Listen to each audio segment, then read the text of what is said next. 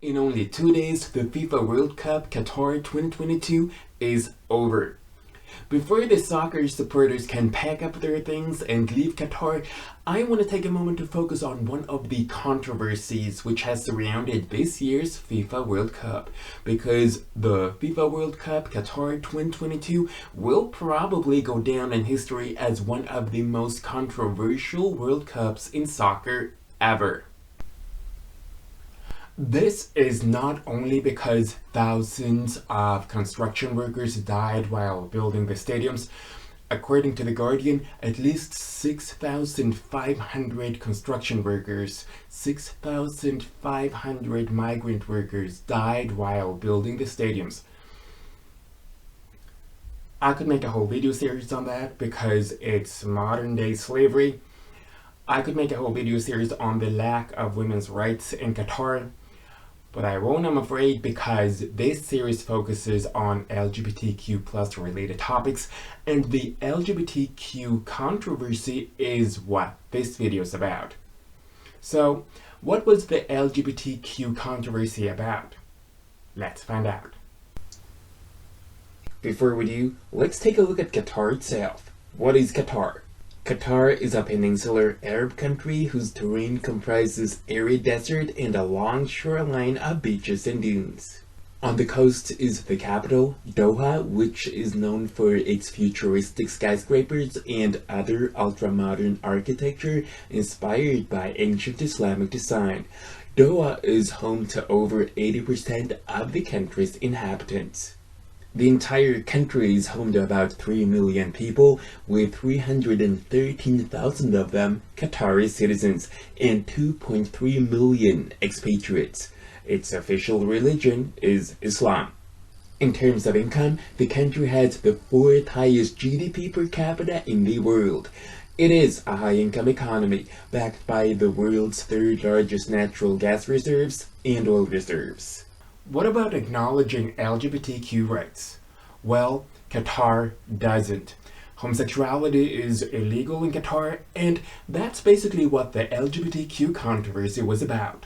Since 2004, the current penal code stipulates imprisonment between 1 and 7 years for sodomy between men, and the local death penalty for same-gender sex is applicable only to homosexual Muslims. Advocates say that LGBTQ people in Qatar are subjected to conversion therapy, harassment by authorities, and imprisonment.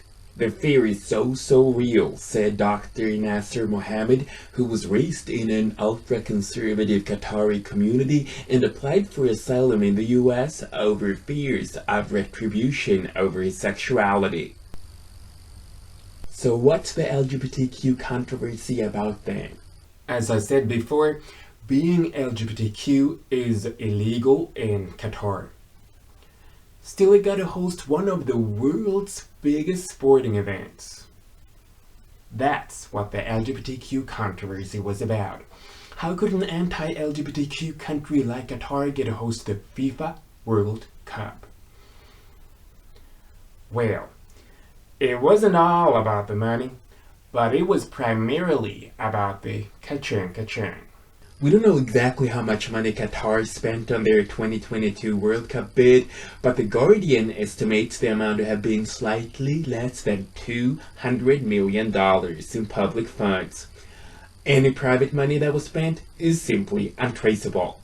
Australia, by comparison, spent just $32.7 million on its bid.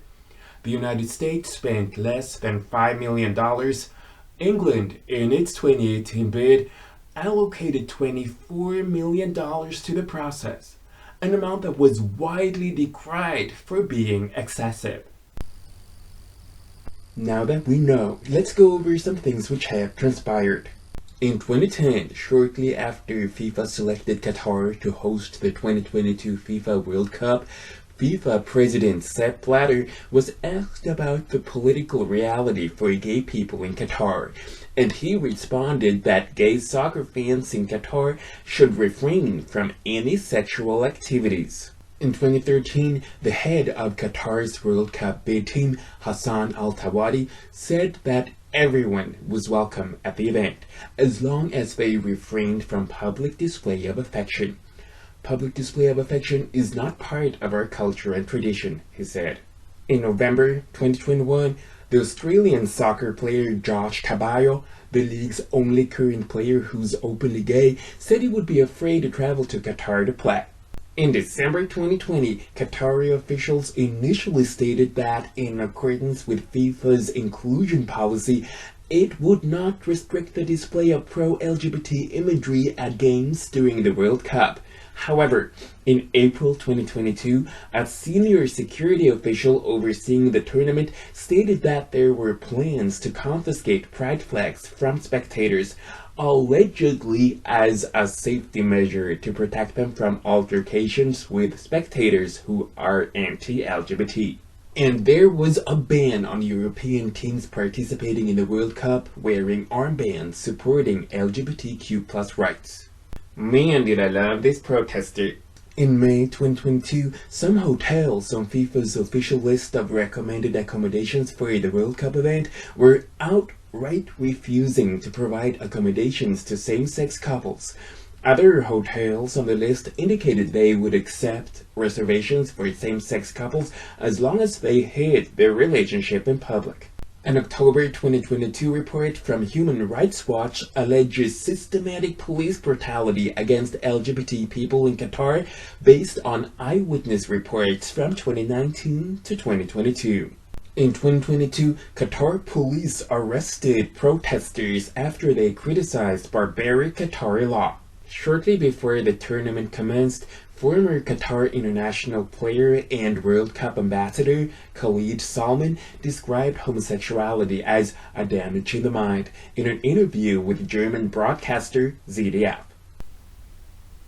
So FIFA, next time you decide what country gets to host the FIFA World Cup, choose a country which respects human rights.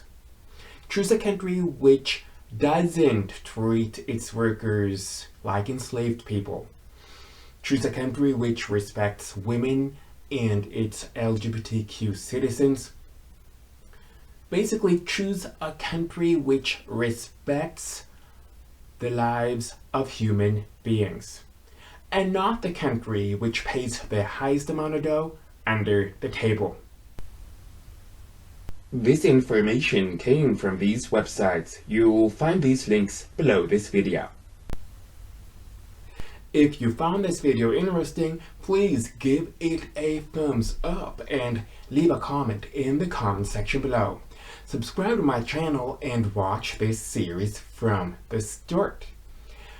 On Friday the 13th of January, so on Friday, January 13th, I'll be back with a new video in my series on intellectual giftedness. Till then, I only want to say 4 things. A very Merry Christmas. Have a very Merry Christmas. Make the Yuletide gay. Have a Happy New Year. Take care and bye for now.